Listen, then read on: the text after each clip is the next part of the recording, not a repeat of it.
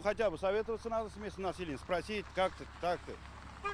Как говорится, чужой монастырь своим уставом никто не заходит же. Одна акватория реки Камы разделила предпринимателей и местных жителей на две баррикады. Оказалось, что они не на одной волне. Часть берега поселка Атабаева теперь в частных руках. Отдыхающие и рыбаки опасаются, что доступ к Каме им закроют. Лодки спускались здесь, кто приезжал на рыбалку. Вот как раз вот на этом месте. Дети купались там, рыбу ловят, вся деревня там. Сейчас это частная территория становится, туда же никто не пустит на частную территорию. Стоянка, пожалуйста, поставил лодку, да, отдыхать спокойно. Сейчас на месте берега свай для будущей пристани. Права на часть пляжа были получены через 2 аукциона. Решение первого уже отменено. Местные жители рабочим не мешают. Здесь вместо горячих споров сварочные работы. Именно на этом месте на берегу сейчас идет строительство пристани, и жалобы местных жителей никак не помешали ходу работ. И по плану уже этой весной здесь пришвартуются первые кораблики.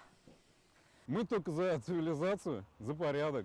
Территория теперь в пользовании Искандера Сафина. В его планах обустроить берег Камы и внести уже новые правила.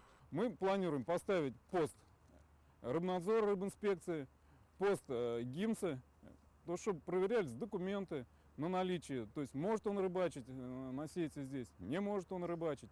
Есть, если на лодку документы, нет на лодку документы, то есть будет порядок. Эта экология будет вся здесь нарушена, потому что здесь же будет масло, вот, ну как вы представляете, бензин, масло, все равно же будет сливаться, где-то что-то проходить, это все будет загрязнение. Свой берег жители решили отстоять с помощью природоохранной прокуратуры. Ведомство совместно с Минэкологией и Росреестром оценили ситуацию на месте. Установлены нарушения, загрязнение территории, выход за пределы акватории предоставленной и проведение работ, не предусмотренных разрешением. Материалы дела прокуратура отправила в отдел водных ресурсов и Росприроднадзора. Ведомство не исключает, что договор аренды с предпринимателем будет расторгнут.